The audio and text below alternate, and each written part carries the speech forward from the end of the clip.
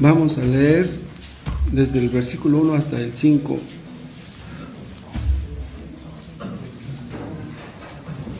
Ruth capítulo 1. Aconteció en los días que gobernaban los jueces que hubo hambre en la tierra, y un varón de Belén de Judá fue a morar en los campos de Moab, él y su mujer y 2 hijos suyos.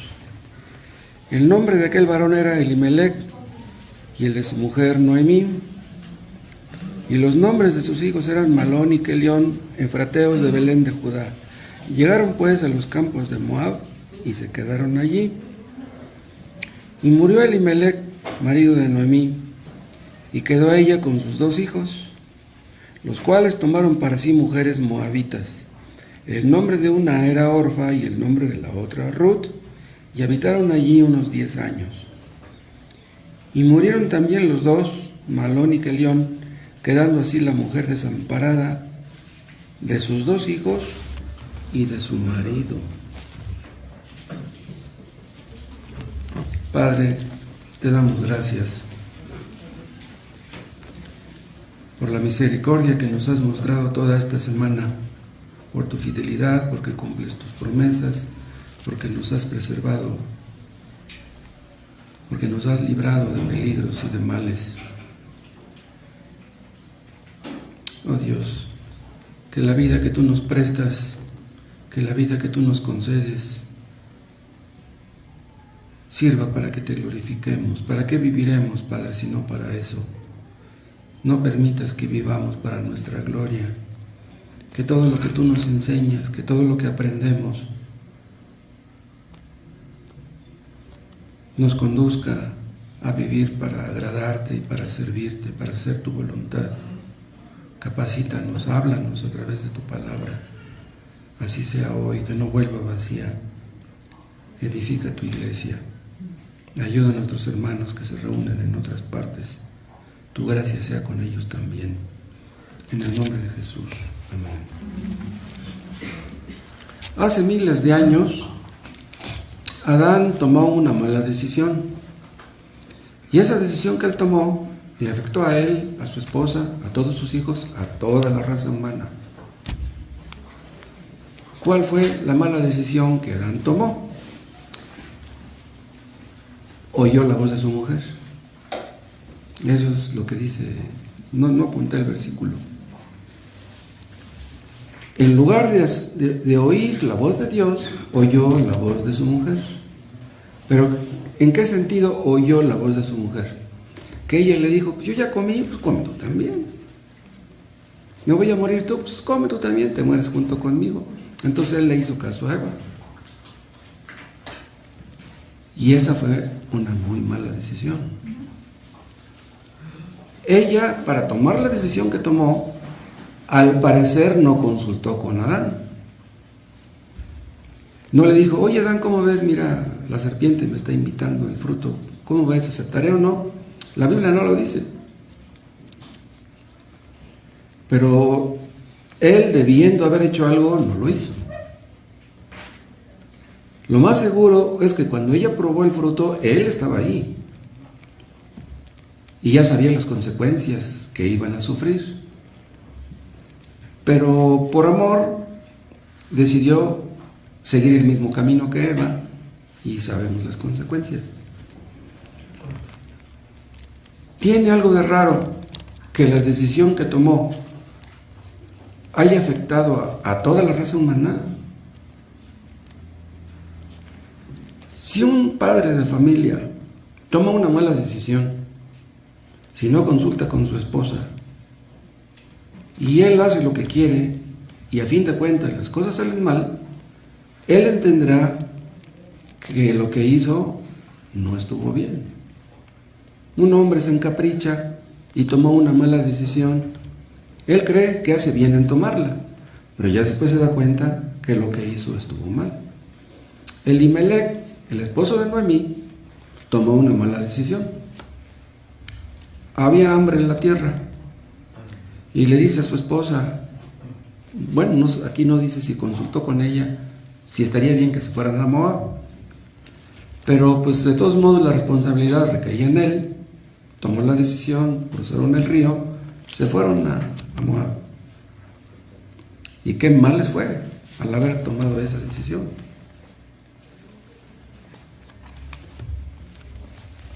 Si nosotros tomamos una mala decisión, tal vez después de que la tomamos, nos demos cuenta que fue mala. Pero en ese momento, cuando la estamos tomando, tal vez no nos demos cuenta. Pero tenemos que entender que tomar decisiones a veces no es fácil. Bueno, en realidad la vida no es fácil.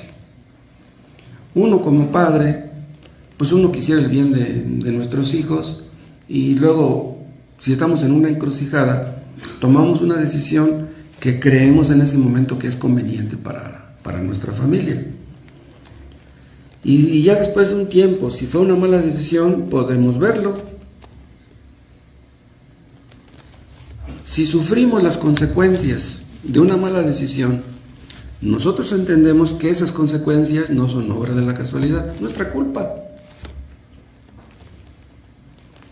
Y las consecuencias son el resultado de la providencia de Dios. O sea, Dios interviene para que haya esas consecuencias, porque no en todos los casos las consecuencias son iguales. Nuestras circunstancias actuales, lo que estamos viviendo, es el resultado de las malas decisiones que tomaron nuestros padres respecto de nosotros, o de las malas decisiones que tomamos nosotros, o ambos. Pero, ¿qué ganaríamos echándole la culpa a nuestros padres? Pero, bendito sea Dios, porque su gracia interviene para que las cosas puedan terminar bien, como vemos en el caso de la historia de Noemí. Dios interviene para que las cosas no terminen tan mal,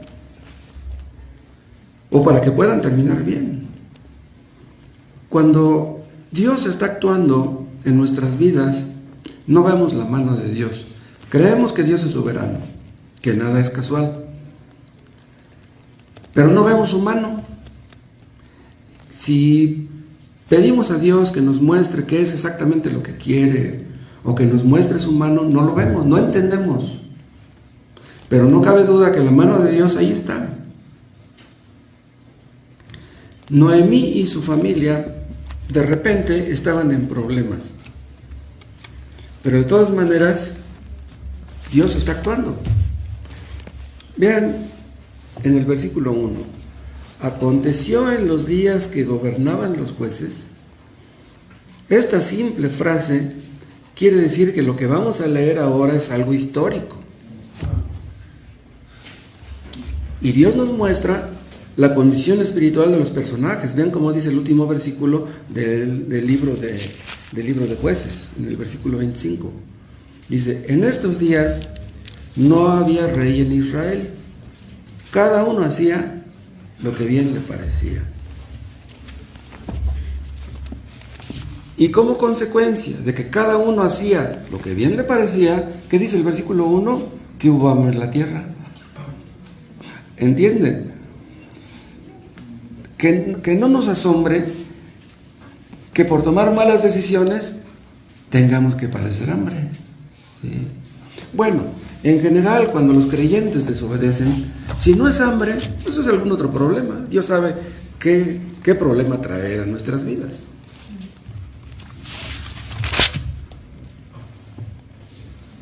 Cuando los creyentes hacen lo que bien les parece, cuando los creyentes hacen su propia voluntad y no la de Dios, graves cosas pueden suceder. En aquel tiempo, los hombres ya se habían olvidado de Dios.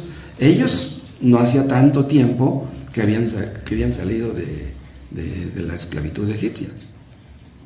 Pero pues se les borró la cinta, se olvidaron de tantas cosas que habían aprendido. Si ustedes han leído el libro de Jueces, recordarán que cuando se olvidaban de Dios los israelitas, venía la crisis.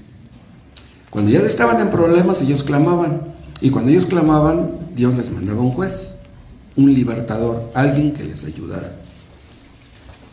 Eso era un ciclo. Hay un montón de jueces en ese libro de jueces que aparecen cuando claman. Ellos pecaban y clamaban, pero no se arrepentían. O sea, no es lo mismo clamar en medio de la angustia que estar arrepentidos de las cosas que hemos hecho mal. Y aquí vemos que si Dios no interviene para que una persona se arrepienta, esa persona no se va a arrepentir. Acuérdense, el arrepentimiento y la fe son dones de Dios. Entonces, si Dios no interviene para que tú te arrepientas, tú no te vas a arrepentir. Yo comentaba el otro día que Dios ha usado el COVID para bendecir a muchos. Personas que dicen, ah caray, yo creí que se iba a morir fulano, yo creí que se iba a contagiar sutano, pero yo no. Y ya después, cuando están con el oxígeno ahí y entubados, dicen, ah caray, ¿será que ahora sí ya me voy a morir?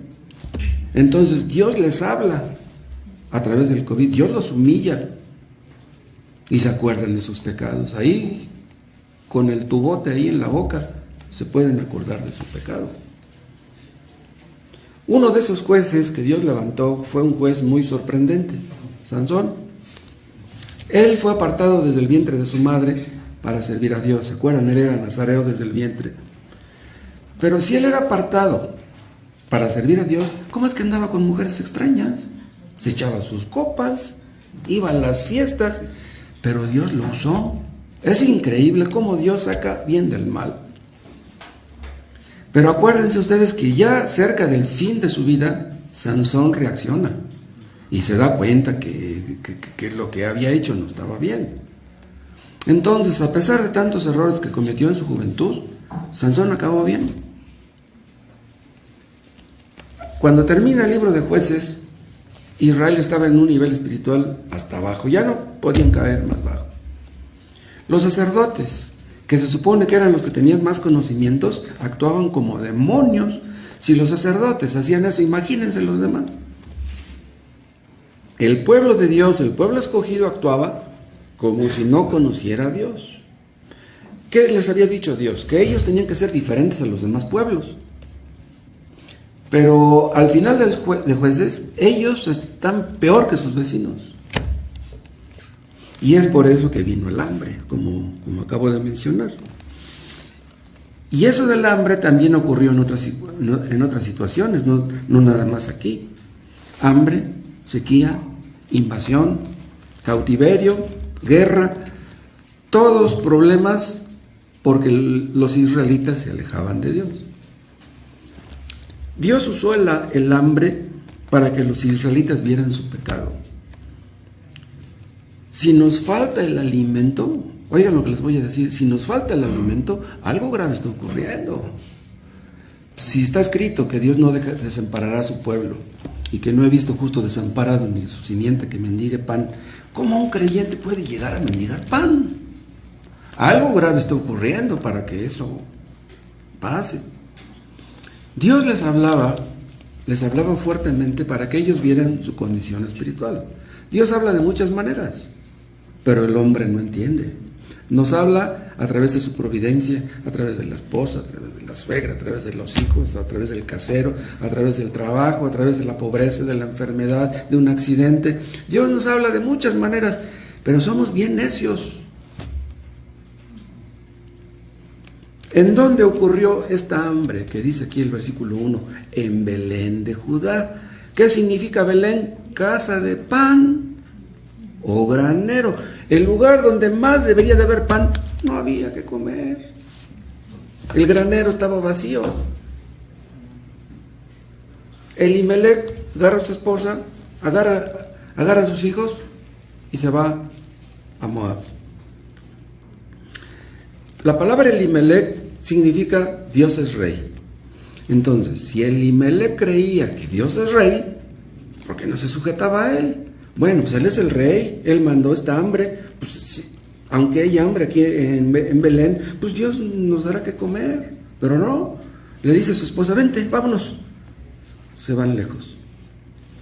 Entonces, él creía que Dios es rey, pero está actuando como si no lo creyera.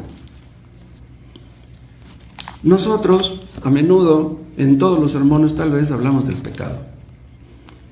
Pero hay personas que dicen, en el siglo XXI, y ustedes siguen hablando del pecado, eso ya es arcaico, eso ya está obsoleto. ¿Cómo sigues tú hablando del pecado? Pero la verdad es que lo sorprendente sería que no habláramos del pecado. ¿Qué significa pecado? Acuérdense, bueno, la palabra pecado tiene diferentes significados. Uno de ellos es errar el blanco, fallar el blanco, o sea, no le atinas. Quiere decir que no cumples el propósito. Pecar es no cumplir el propósito para el cual fuimos creados, quedar cortos, no hacer lo que deberíamos hacer. ¿Por qué este mundo está como está? Porque Adán y Eva no hicieron lo que debieron hacer. ¿Por qué en México las cosas están como están? Pues porque los mexicanos no hemos hecho lo que tendríamos que haber hecho. Ahora, en estos tiempos, la tecnología ha avanzado mucho. Hay muchos conocimientos ahora que antes no existían. Pero las cosas en el sentido moral están peor que antes. ¿Por qué? ¿De qué sirve tanto conocimiento? Están peor que antes por culpa del pecado. El problema es el pecado. Todos los problemas del mundo son por causa del pecado. Si alguien se nos acerca y nos pide un consejo, oye, es que yo tengo muchos problemas con mi esposa, ¿es tu pecado? No hay otra, es el pecado siempre. ¿Por qué son los divorcios? Pues por el pecado. ¿Por qué son las golpizas, los insultos? Por el pecado. ¿Por qué son las borracheras y la drogadicción? Es el pecado. Esa es la triste realidad de los hijos de Adán.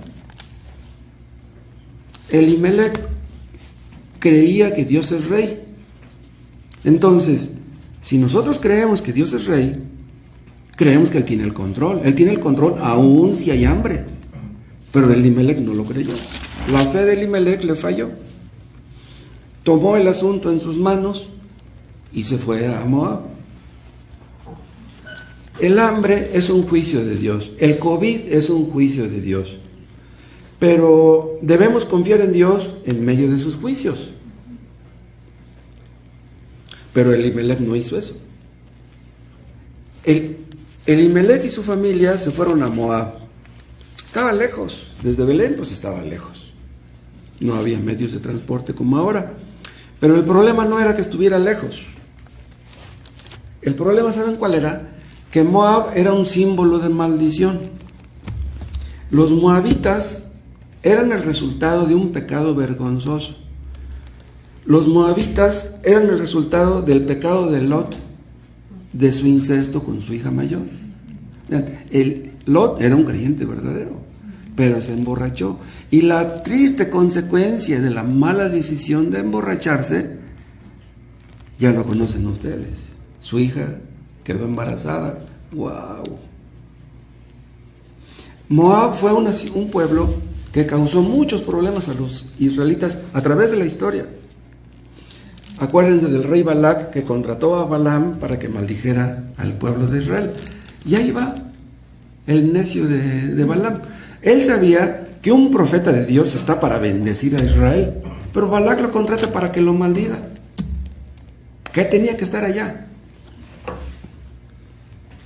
Las muchachas de Moab resultaban atractivas para los israelitas, para los muchachos israelitas. Y se casaron con ellas y qué problemones. Cada vez que un cristiano se casa con una mujer no cristiana, qué problemas tan tremendos. El pecado de Lot, la mala decisión de Lot, trajo graves consecuencias para toda su descendencia a través de la historia. Esas son las consecuencias del pecado de los padres sobre los hijos y la tercera y la cuarta generación. Los jóvenes israelitas se casaron con muchachas moabitas y fue entonces cuando los israelitas comenzaron a servir a los ídolos. Entonces le dejaron de rendir a Dios el culto que él merecía. Pero a pesar de todo, Elimelec agarra a su familia y se va a Moab. Dejó la tierra prometida. La tierra que fluía leche y miel, en ese momento no estaba fluyendo nada, pero de todas maneras debía esperar que después fluiría ese pan, esa leche. Entonces, al cruzar el río e irse a Moab, no solamente había incredulidad, había rebeldía, había desobediencia. ¿Por qué se fueron a Moab? Porque a Elimelec le importaba su familia. Bueno, se supone que a todo cristiano le preocupa su familia. Pero ¿saben una cosa? Que el pecado hace que veamos las cosas de una manera que no debemos verla, de una manera distorsionada. Nosotros quisiéramos bendiciones de Dios, quisiéramos que Dios nos bendijera, pero interviene el pecado y todo se echa a perder, créanlo, todo se echa a perder. Es posible que Elimelec no tenía la intención de estar mucho tiempo allá en Moab.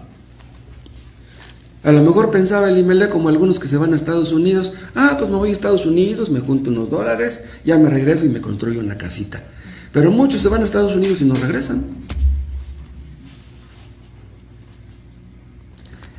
Elimelec nunca pensó que fuera a morir en Moab. Le dice, no, yo me voy allá y pues allá, aquí no tengo que comer, pues no creo que allá esté peor, pero ella se murió, estaba peor. Tampoco pensó que sus hijos se fueran a casar en Moab, pero allá se casaron, con muchachas de allá, con muchachas malditas. Sus hijos se echaron raíces, pues ya casados con moabitas, pues tenían que quedarse allá. Ahora, si Elimelec estaba en problemas, se sentiría mal pensando que estaba en un lugar donde él sabía que no debería estar. Yo debería estar en la tierra prometida. ¿Qué estoy haciendo acá? Hermanos, si nosotros estamos en un lugar donde no debemos estar, ¿cómo podremos esperar que Dios nos bendiga? ¿Cómo podemos esperar tener la sonrisa de Dios sobre nosotros, sobre nuestra familia? Y si creemos que estamos bien, no estaremos bien. Llegaron a Moab y durante un tiempo las cosas estaban bien, marchaban bien. Y cuando menos tenían que comer, allá en Belén no tenían pan. Encontraron un lugar donde vivir, se instalaron, ahí estaban sus hijos. Sus hijos encontraron una esposa. Malón y Kelión se casaron con muchachas de allá. Entonces, pues, parecían las cosas no estar tan mal. Es posible que nosotros tomemos una decisión equivocada y que durante un tiempo las cosas parezcan marchar bien. Es más, hasta podemos incluso llegar a pensar que la decisión que tomamos a fin de cuentas no fue tan mala o que fue buena. Pero Elimelec no sabía que nubes negras se cernían en el horizonte. Las cosas se iban a poner mal muy pronto. Se iban a poner las cosas tan duras, peores, que si se hubieran quedado en Belén. Vean cómo dice el versículo 3. Y murió Elimelec, marido de Noemí, y quedó ella con sus 2 hijos. Se quedó viuda Noemí. Qué terrible que una mujer se quede viuda. Sus hijos se casaron y vivieron ahí como 10 años, dice al final del versículo 4, y habitaron allí unos 10 años. Bueno, ya se murió su marido, pero pues le queda el consuelo de sus hijos. Además, ya estando casados sus hijos, pues había la esperanza de que hubieran nietos. Y en la cultura judía, cuando moría el padre, pues el hijo se encargaba, y si moría el hijo, el nieto se encargaba. Dice, bueno, pues ya se murió mi marido, pero pues tengo mis hijos. Se consolaba con sus hijos. Pero ¿qué dice el versículo 5? Que murieron también los 2 hijos, Malón y Kelión, quedando así la mujer desamparada de sus 2 hijos y de su marido. ¡Wow! Ahora sí que las cosas se pusieron duras. La muerte es el problema de la vida. Nosotros queremos vivir, quisiéramos estar sanos, no tener necesidades. Tenemos planes, tenemos ilusiones, sueños y quisiéramos que se cumplieran. Quisiéramos que a nuestros hijos les fuera bien, quisiéramos verlos casados. Y esos planes que tenemos pues buscan su cumplimiento en esta vida, no en la otra. Nos aferramos a la vida. Nosotros creemos que existe una vida después de esta, pero pues mientras tanto estamos aquí, pues queremos pasarla bien aquí, ¿no? Entonces no pensamos en la muerte. La muerte no entra en nuestros planes.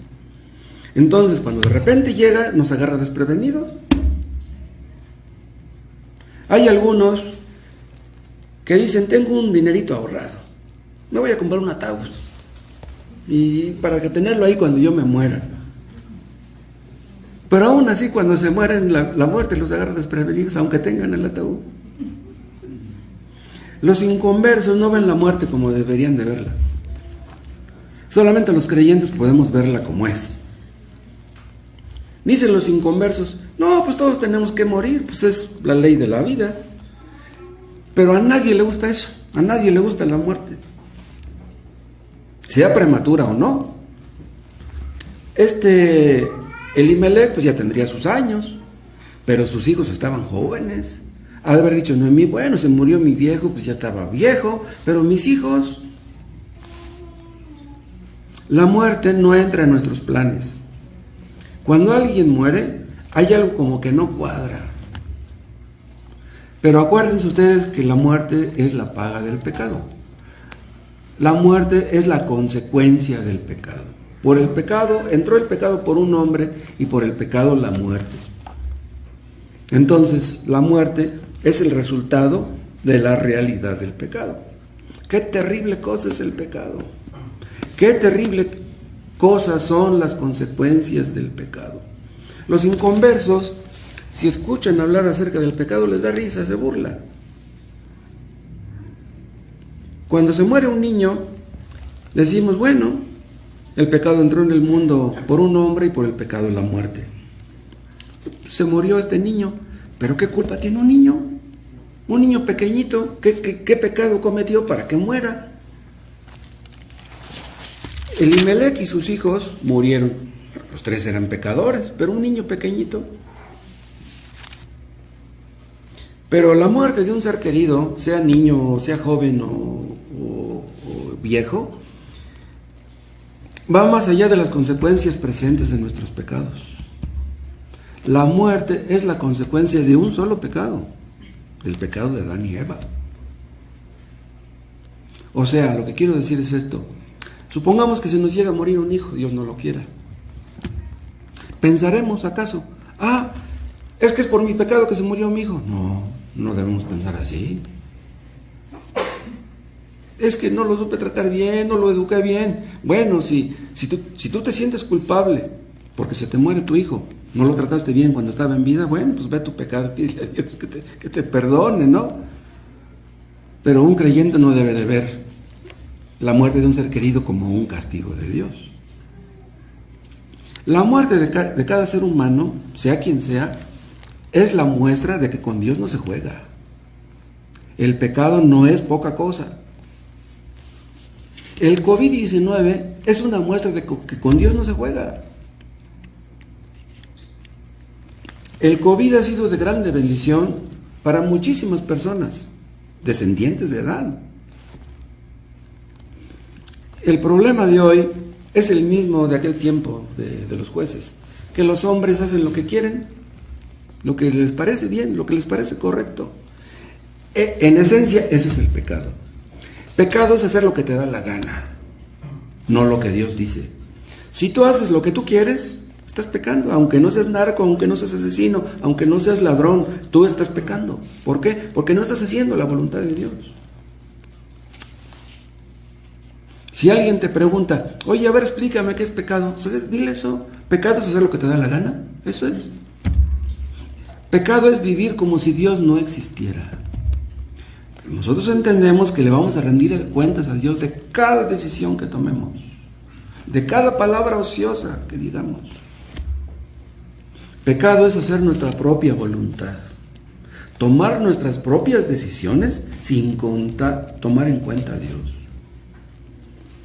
Si alguno de los que están aquí no quiere hacer la voluntad de Dios, Dios no pierde nada. ¿Dios qué? Pero tú lo pierdes todo si tú no quieres hacer la voluntad de Dios. Pero vean qué tremendo que lo que pasó con Elimelech, con sus dos hijos, aunque haya sido un juicio, siempre hay una luz de esperanza. Aún en medio de los juicios de Dios siempre hay una esperanza. Y en el caso de Noemí no es distinto. Acuérdense ustedes que Dios siempre tiene un remanente. Dios tiene creyentes donde menos lo imaginamos. Se murieron Elimelech, se murieron Malón y Kelión. Noemí se queda viuda, se queda en graves problemas. Pero hay una pequeña luz ahí que se va a convertir en una luz muy grande, una luz que se llama Ruth. Una cosa maravillosa que Dios hizo con Ruth. No es sorprendente que se hayan muerto Elimelech y sus hijos. Estaban donde no deberían estar. ¿Qué tenían que estar allá en Moab? Estaban en desobediencia. Pero lo sorprendente no es que la gente muera. Lo sorprendente es que alguien sobreviva. Eso es lo sorprendente. Casi 2 millones de personas han muerto por COVID en el mundo. Ya perdí la cuenta. Hace algunas semanas iban más de 1,5 millones. Yo le calculo que van como unos 2 millones ahorita. No es sorprendente que mueran 2 millones. Lo que es sorprendente es que 20 millones que han sido contagiados se han recuperado. Eso sí es sorprendente. Los que se recuperaron, ¿eran mejores que los que murieron? No. Nadie es mejor que nadie. Si Dios nos hubiera tratado como merecen nuestros hechos, si Dios nos hubiera pagado como merecen nuestros actos, pobres de nosotros.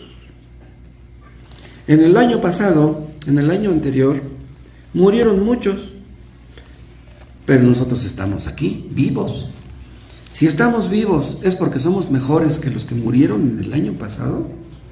No cabe duda que si aún vivimos es por la gracia de Dios, porque Dios es fiel, porque Dios es bueno. Pero de todas maneras, las cosas pueden cambiar de un día para otro.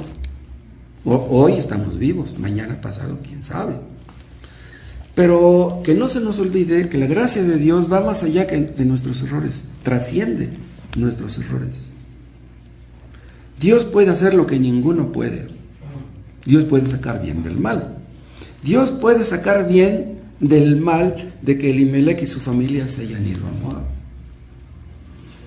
Nuestra esperanza, hermanos, está en Dios. Dios está por encima de nuestros errores. Dios está por encima de nuestras circunstancias. Dios está por encima de todos. Nuestra esperanza está en el que nos hizo. Nuestra esperanza está en el Todopoderoso. Si ustedes leen Mateo 1, ahí pueden ver el nombre de Ruth. Ruth está en la genealogía de los antepasados de Cristo. Una moabita, una descendiente de Lot. ¡Wow! Vean ustedes cómo Dios interviene en la historia. Dios interviene en nuestra vida. Y cuando Dios interviene en nuestra vida, nuestras vidas cambian. Dios puede hacer que la vida de una persona inútil como nosotros llegue a ser útil. ¿Quién era Ruth? Pues una moabita, una mujer maldecida. Vimos no hace mucho el tema de Rahab, la ramera. ¡Qué bendiciones trajo para toda su familia! Era una ramera. Pero ¿saben por qué? Porque Dios interviene en nuestras vidas y es entonces cuando tenemos un futuro. Tenemos una esperanza. Algo que Él nos dio. Acuérdense del hijo pródigo. El hijo pródigo se fue de la casa. Él tomó una mala decisión también. Él pensaba que le iba a ir bien.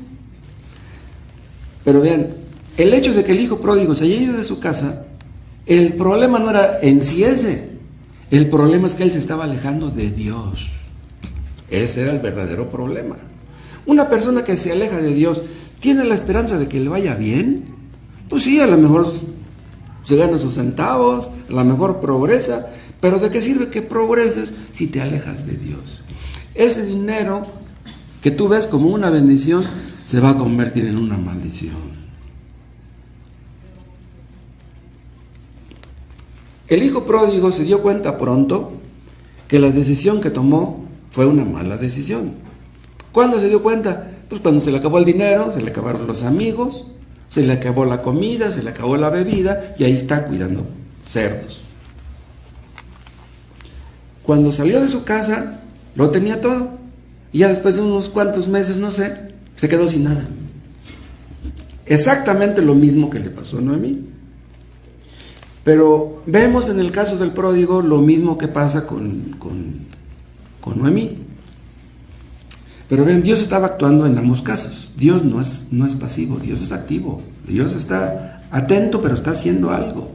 Está moviendo sus piezas. Dios no solamente todo lo ve. Dios hace que sus propósitos se cumplan. Él tiene propósitos. ¿Saben qué es lo que busca Dios? Sus escogidos. Dios tiene escogidos y los anda buscando. El hijo pródigo dejó su lugar. Elimelec dejó el suyo. Pero ven, Cristo dejó su lugar, dejó su espacio en el cielo y vino a la tierra. Vino a buscarnos. Nuestro hermano mayor, ¿se acuerdan? Que veíamos en el caso del hijo pródigo. ¿Por qué vino Cristo a buscarnos? Porque no quería que acabáramos mal. Cristo era rico, en el cielo no le faltaba nada, tenía la adoración de los ángeles, de los arcángeles, de los serafines, pero vino al mundo, a este mundo, para enriquecernos a nosotros. Se hizo pobre, por amor a nosotros se hizo pobre para enriquecernos, pero para enriquecernos no en sentido material, sino en sentido espiritual. Cristo lo tenía todo en la gloria, pero se humilló, se hizo obediente. Pero cuando Cristo estaba en el cielo, Él no obedecía a nadie. Hay un versículo que dice que Cristo aprendió obediencia. ¿Por qué? Porque cuando Él estaba en el cielo, Él no obedecía a nadie. ¿Cómo se sentiría Cristo cuando era un jovencito? Imagínense a Cristo de 10, 15 años, obedeciendo a sus padres. Él en el cielo, Él no obedecía a nadie, pero aquí en la tierra tenía que sujetarse a sus padres. Cristo vino a nacer en un establo. Cristo tuvo que venir a sufrir, tuvo que recibir el juicio que nuestros pecados merecían. Él era puro y sin mancha, pero cargó con nuestros pecados. Y volviendo a Adán tomó una mala decisión y afectó a toda la raza. Pero vean, nosotros tomamos muchas malas decisiones. Hagan ustedes una cuenta, la cuenta de las malas decisiones que han tomado son muchas, les aseguro. Pero, ¿qué hizo Cristo? Viene a buscarnos, viene a salvarnos, y Él toma la responsabilidad de nuestras malas decisiones. Cada pecado que cometemos es una mala decisión. Cada pecado que cometemos es decirle a Dios, Dios, no quiero hacer lo que tú digas, yo quiero hacer lo que yo quiera. Cristo sufrió las consecuencias eternas de millones de personas como nosotros. Cristo sufrió la pobreza, el hambre, la desnudez, el rechazo, el desprecio, el odio, que nosotros deberíamos de haber sufrido eternamente, créanlo. El justo por los injustos para llevarnos a Dios. Cristo sintió lo que nosotros debimos de haber sentido. Cristo sufrió lo que nosotros deberíamos de haber sufrido. Cristo experimentó lo que nosotros experimentamos. ¿Cuál es la última consecuencia de nuestros pecados? La muerte. Y Él experimentó la muerte que nosotros debimos de haber experimentado. El inmortal muriendo nuestra muerte. Hay un versículo que dice que Cristo sacó a la luz la vida y la inmortalidad por el Evangelio. Mucho fue lo que perdimos en Adán, pero mucho más ganamos en Cristo. Y ¿saben qué? La vida que Cristo nos ofrece no es como la que tenemos ahora. Porque la que tenemos ahora, todos la vamos a perder. Vean, Cristo nos ofrece una vida eterna. Cristo nos da vida eterna. Si ustedes se ponen a analizar en el significado de lo que es la vida eterna, ¿qué es eso? Vida eterna. ¿Se acuerdan que cuando Cristo llegó a la tumba de Lázaro, lloró? Cristo lloró. Imagínense a Cristo llorando porque se murió su amigo. Noemí lloró cuando su marido murió y luego lloró cuando murieron sus hijos. ¿Por qué lloró ella?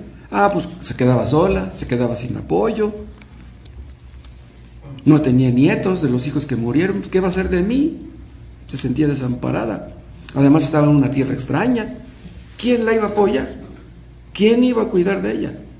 Pero Cristo murió en la cruz. Cristo fue desamparado para que nosotros no seamos desamparados. Noemí se sintió desamparada, pero es que su fe le falló. Pero es posible que Dios nos desampare. ¿No ha dicho no te dejaré ni te desampararé? Hermanos, si ustedes tienen una fe suficiente como para sentir la presencia de Dios a su lado, ustedes pueden soportarlo todo. Tengamos lo que tengamos, poco o mucho, estemos sanos o enfermos, en libertad o en esclavitud o en prisioneros, estemos donde estemos, Él está con nosotros. Es decir, si no estamos en la cárcel por nuestra culpa, ¿no? Yo mencioné la cárcel. Un cristiano nunca debe decir que está solo, nunca. Nuestros padres nos pueden fallar, nuestra pareja nos puede fallar, nuestros hijos nos pueden fallar. Cristo nunca lo hará. Cristo fue desamparado, pero nosotros nunca seremos desamparados. María le dice a Jesús cuando llegó: si hubieras estado aquí, mi hermano Lázaro no habría muerto. ¿Qué le respondió Jesús? Dice María: yo soy la resurrección y la vida. ¿Tu hermano va a resucitar? Sí, pues yo sé que va a resucitar, pero ¿cuándo? No, y le dice: yo soy la resurrección y la vida. No le dice: yo voy a hacer un día la resurrección. No, dice: yo soy. En otras palabras, Cristo le está diciendo: María, lo que tú necesitas ahora no es a Lázaro. Lo que tú necesitas ahora es a mí. Si se nos llegara a morir un ser querido, lo que necesitamos no es ese ser querido.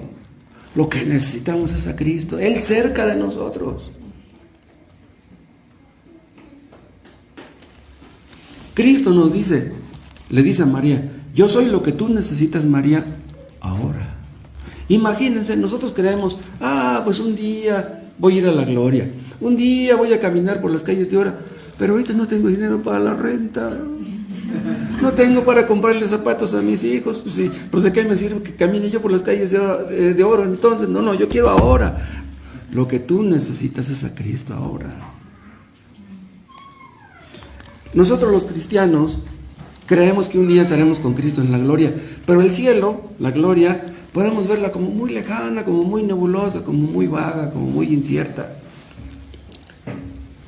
Pero en realidad la gloria para los creyentes es algo así, muy nebuloso, muy incierto. No, Cristo es nuestra gloria. Ahora es nuestra gloria. Cristo es nuestro cielo aquí. Cristo es todo lo que necesitamos ahora aquí.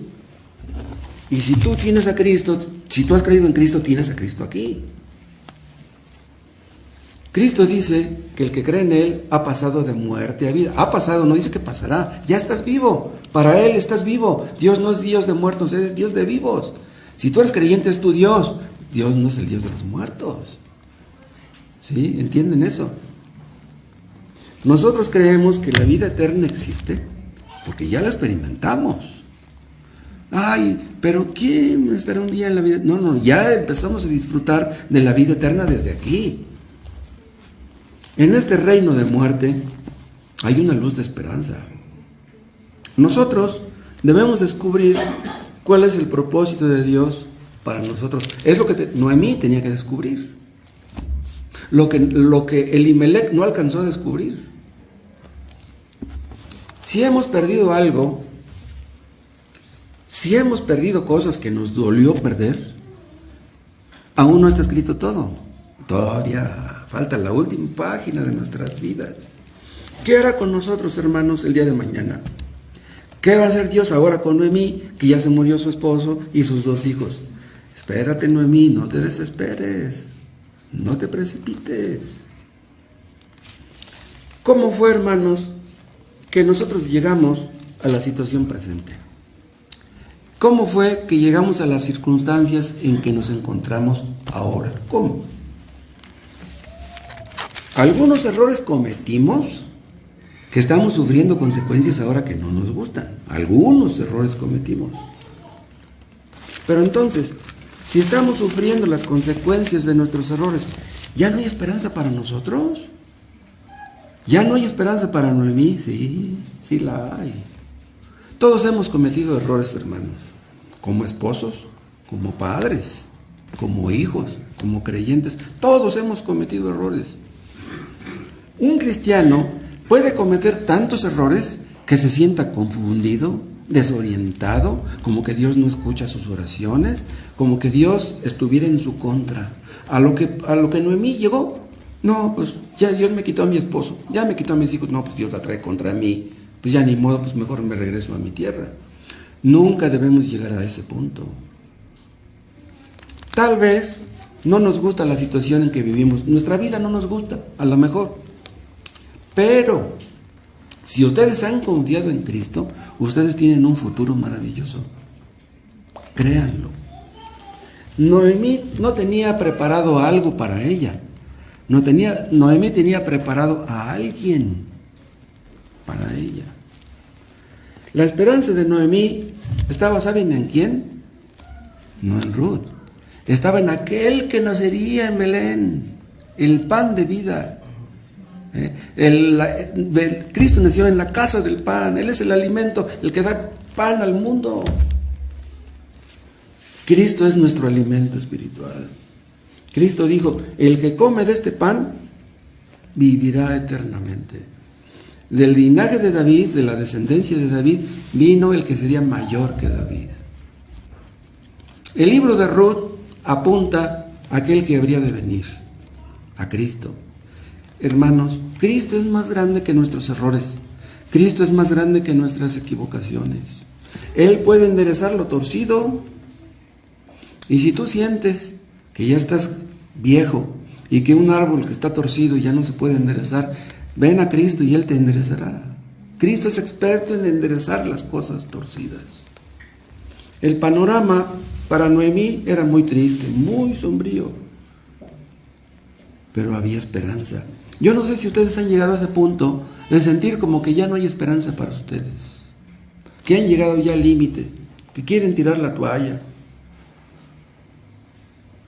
Pero si ustedes vienen a Cristo, si ustedes confían en Cristo, Él los tomará de la mano y los llevará de regreso a la casa, los llevará de regreso al hogar. Hay una parte donde Cristo dice, mi Padre hasta ahora trabaja y yo trabajo. Si ustedes ven a un hermano que está muy afligido, muy necesitado, en graves problemas, ustedes no ven la mano de Dios trabajando en ese hermano, pero Dios está trabajando. Cuando oremos por nuestros hermanos, debemos pedirle a Dios que cumpla sus propósitos en ellos, que les dé sabiduría, que les dé frutos, que sean útiles, que Dios los bendiga con frutos espirituales. No vemos la mano de Dios trabajando, pero Dios siempre está trabajando. Dios estaba trabajando en la vida de Noemí, pero Noemí no lo veía. Lo mismo pasó con Job.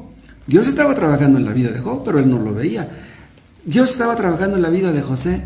13 años estuvo desde que salió de su casa hasta que llegó al trono de Egipto. 13 años estuvo trabajando Dios con José.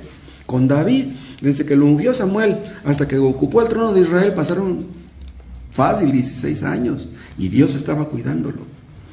Y ninguno de los mencionados, ni José, ni David, ni Job, veían la mano de Dios. Nosotros no vemos la mano de Dios. Pero hermanos, Dios nos tiene a cada uno de nosotros en sus manos. Y Él hará lo que le parezca bien. Él reina. Últimamente, a pesar de los errores que hayamos cometido, Él nos ha traído a la situación en que nos encontramos. Él nos ha traído. Ustedes tomaron las malas decisiones, pero Dios tiene en sus manos las malas decisiones, las consecuencias más bien de esas malas decisiones. Dios nos obliga a reflexionar en lo que hemos hecho. Cuando estamos afligidos, necesitados, en problemas, nos acordamos de las cosas malas que hemos hecho. Qué bueno que nos ayude a reflexionar en eso. Pero Dios nos muestra el camino a casa. O sea, no solamente nos toma de la mano, nos muestra el camino y nos encamina. Él nos lleva a la casa del pan.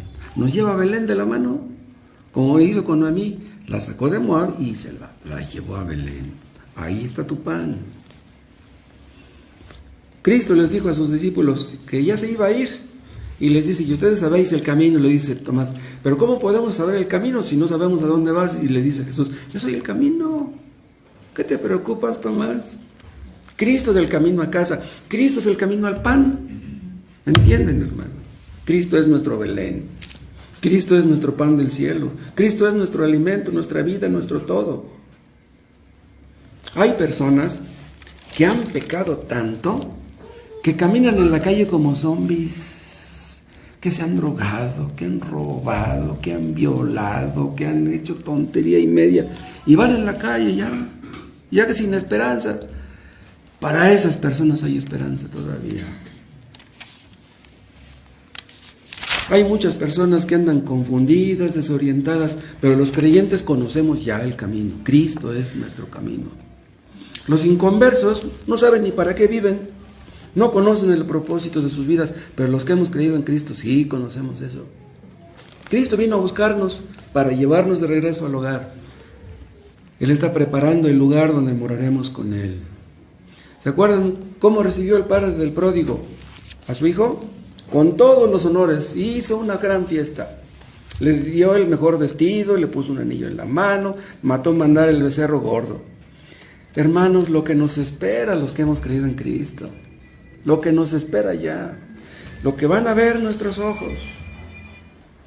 Cristo es el que restaura nuestras vidas, hermanos. Cristo es el que hace que llevemos fruto. Nosotros que éramos estériles, Él hace que llevemos fruto. Él es el que sufre las consecuencias de nuestros errores. Cristo es el que nos paga bien por mal. Dios usa todas las cosas para nuestro bien, aún el COVID. ¿Y por qué lo hace? Lo hace para que sus propósitos se cumplan.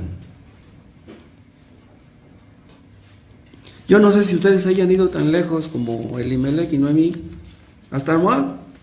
Por muy lejos que ustedes hayan ido, por muy lejos que se hayan ido como el pródigo que se fue a una provincia apartada, ustedes pueden regresar. Regresen a Cristo. Él los va a recibir con los brazos abiertos. Si no se arrepintieron antes, ¿por qué no lo hacen ahora? ¿Por qué no le entregan su vida a Cristo ahora? Nosotros nunca hubiéramos sido salvos. Nosotros no buscábamos a Dios, pero Él vino y nos buscó y nos encontró y nos trajo al hogar. Cristo es el camino. Éramos como ovejas extraviadas, pero Él es nuestro pastor que vino a buscarnos. ¿Cómo le pagaremos a Cristo? ¿Cómo le pagaremos tanto que le debemos? Te damos gracias, nuestro Padre. Te damos gracias por Cristo. Te damos gracias por la vida eterna. Te damos gracias por tu palabra, oh Dios. Y aún por tantos errores que hemos cometido, Padre, te damos gracias porque tú tienes las consecuencias en tus manos y en ti esperaremos que un día estaremos contigo en la gloria y te alabaremos para siempre con todo nuestro corazón. Que podamos ver eso en nuestros hijos también. En el nombre de Cristo. Amén.